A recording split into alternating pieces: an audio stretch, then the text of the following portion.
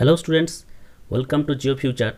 আজকে আমরা নতুন যে একাদশ শ্রেণীর সেমিস্টার ওয়ানের সিলেবাস রয়েছে, অর্থাৎ যে সিলেবাসটি এনএপি অর্থাৎ ন্যাশনাল এডুকেশন পলিসি 2020 অনুযায়ী ডাব্লিউবিসিএইচএসির যে নতুন সিলেবাস 2024 সালের, সেই সিলেবাস নিয়ে আমরা বিস্তারিতভাবে আলোচনা করব।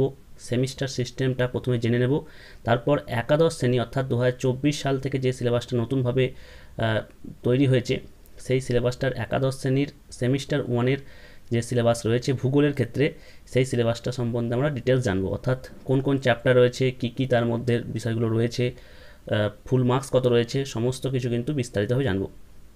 তো চলো আমরা আলোচনা শুরু করছি। প্রথম এই স্লাইডটার দিকে তাকাও, দেখতেই পাচ্ছ এখানে হায়ার সেকেন্ডারি কোর্সের যে জিওগ্রাফি সিলেবাস সেটা টোটাল এখানে রয়েছে। এখানে সেমিস্টার ভিত্তিক 4টি ভাগে ভাগ করা হয়েছে, দেখতে পাচ্ছ। এখানে একটা ওভারঅল ভিউ আনার চেষ্টা করা হয়েছে। এখানে তোমরা দেখতে পাচ্ছ যে ক্লাস 11 এবং হচ্ছে তোমার ক্লাস 12, এই দুটো ভাগে ভাগ করে তাদের মধ্যে আবার দুটো করে সেমিস্টার রয়েছে। অর্থাৎ ক্লাস 11-এ দুটো সেমিস্টার রয়েছে, ক্লাস 12-এ দুটো সেমিস্টার রয়েছে। ক্লাস 11-এ যে সেমিস্টারটা রয়েছে সেখানে দেখতে পাচ্ছ 3টে সাব ইউনিট আমাদেরকে পড়তে হবে। প্রথমটার ফুল মার্কস হচ্ছে 15, তারপরে 12, তারপরে 8, অর্থাৎ মোট হচ্ছে কিন্তু 35 নাম্বার।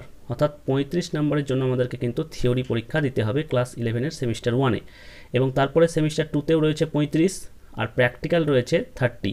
অর্থাৎ ক্লাস 11-এর যখন সেমিস্টার 2 পরীক্ষা দেবে তখন কিন্তু এই প্র্যাকটিক্যাল পরীক্ষাটা তোমাদের হবে। অর্থাৎ সেমিস্টার 1-এ পরীক্ষা দিতে হবে তোমাদের 35 নাম্বারের, এবং তার মধ্যে 3টে সাব ইউনিট থাকবে। আবার একই রকমভাবে যদি আমরা ক্লাস 12-এ চলে যাই, অর্থাৎ সেমিস্টার 3 এবং সেমিস্টার 4 নিয়ে হচ্ছে ক্লাস 12, এবং এই দুটোর ভিত্তিতে তোমাদের এই যে এইচএসের রেজাল্ট সেটা কিন্তু হবে। এবং সেমিস্টার 3-তে দেখতে পাচ্ছ এখানেও 3টে সাব ইউনিট রয়েছে। প্রথমটা 15 ফুল মার্কস, তারপরে 10, তারপরে 10। সেমিস্টার 4-এও তাই 15, 10, 10, এইভাবে কিন্তু 3টে সাব ইউনিট থেকে ফুল মার্কস পড়বে।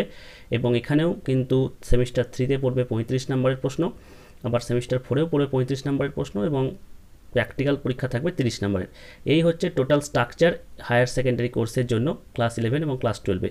তো আমাদের যেহেতু এই মুহূর্তে দরকার ক্লাস 11-এর সেমিস্টার 1, তাই সেটা নিয়ে আমরা আজকে সিলেবাসে বিস্তারিতভাবে আলোচনা করব এবং কোন কোন চ্যাপ্টারগুলো রয়েছে সেগুলো দেখব।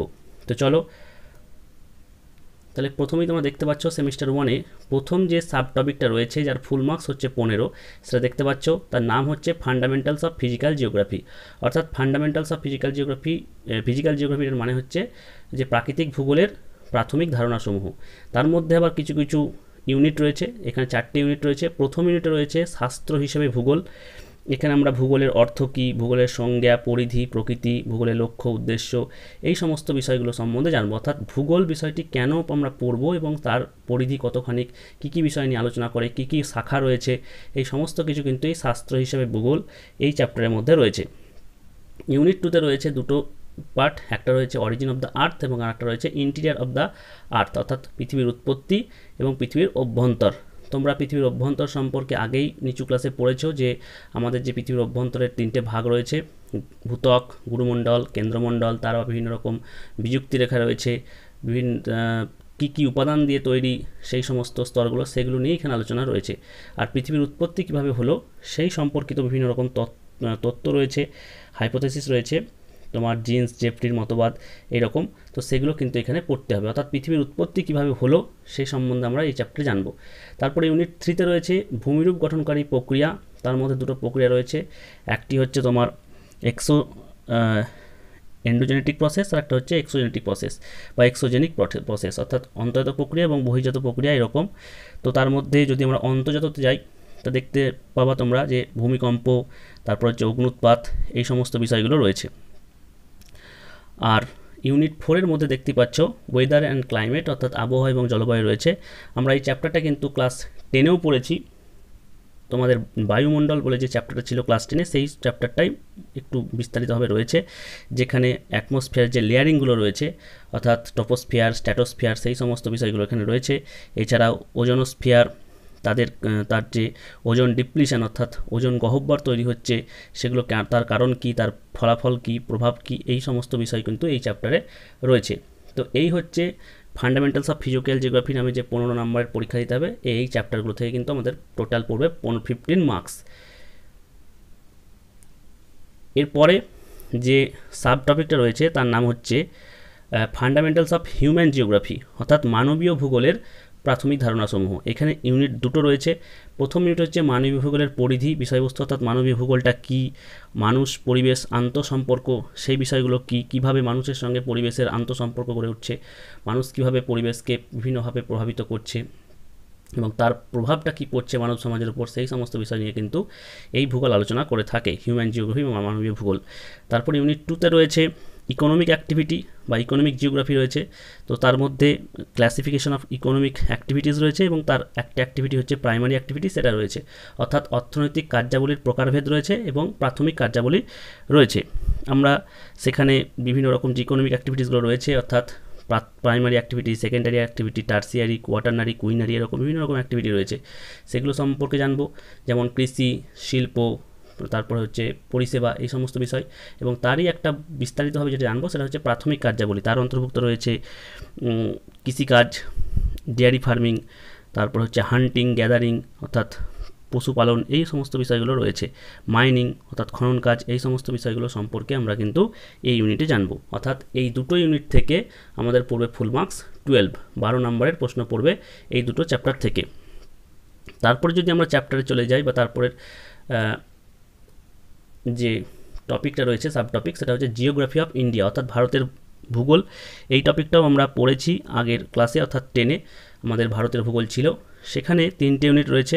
ইউনিট 1-এ রয়েছে ইন্ডিয়া অ্যাজ এ কান্ট্রি অর্থাৎ দেশ হিসাবে ভারত, অর্থাৎ এখানে আমরা ভারতবর্ষের যে আয়তন, তারপর হচ্ছে তার যে প্রতিবেশী দেশগুলো রয়েছে, বিস্তার রয়েছে, উত্তর দক্ষিণে বিস্তার কত, পূর্ব পশ্চিমে বিস্তার কত, উত্তরতম বিন্দুর নাম কি, দক্ষিণতম বিন্দুর নাম কি, এই যে বিষয়গুলো আমরা ভারতের চ্যাপ্টারে 10-এ পড়েছি প্রথমের দিকে, সেগুলো সম্পর্কেই কিন্তু এখানে থাকবে।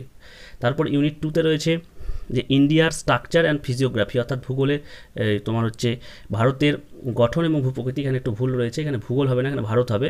ভারতের গঠন এবং ভূপ্রকৃতি অর্থাৎ ইন্ডিয়ার স্ট্রাকচার এবং ফিজিওগ্রাফি থেকে এখানে পড়বে। অর্থাৎ এখানে যে বিভিন্ন ভাগগুলো আমরা পড়েছি, গঠন বলতে বিভিন্ন রকম Indo Gangetic, coastal plane, island, এই সমস্তগুলো পড়েছি। অর্থাৎ আমরা 10-এও পড়েছি এই চ্যাপ্টারগুলো, যেমন হচ্ছে ভারতের ভূপ্রকৃতির মধ্যে পড়েছি যে উত্তরের পার্বত্য অঞ্চল, উত্তরের সমভূমি অঞ্চল, তারপরে হচ্ছে মালভূমি অঞ্চল, উপদ্বীপীয় মালভূমি অঞ্চল, উপকূলীয় সমভূমি অঞ্চল, দ্বীপ অঞ্চল, এই সমস্ত বিষয়গুলো কিন্তু এই ইউনিট 2-র মধ্যে রয়েছে।